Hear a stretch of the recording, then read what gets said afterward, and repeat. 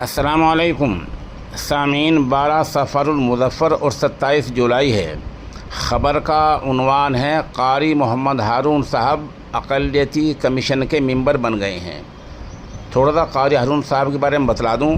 قاری محمد ہارون صاحب مغربی اتر پردیش کے ضلع شاملی کے قصبہ گنگیرو کے رہنے والے ہیں اور ماشاءاللہ مجود قاری ہیں، اور قاری محمد ارشاد صاحب پانی پتی سما گنگیروی کا جو سلسلہ ہے اسی سلسلے کے یہ شاگرد رشید ہیں۔ برسوں سے دہلی میں قیام پذیر ہیں۔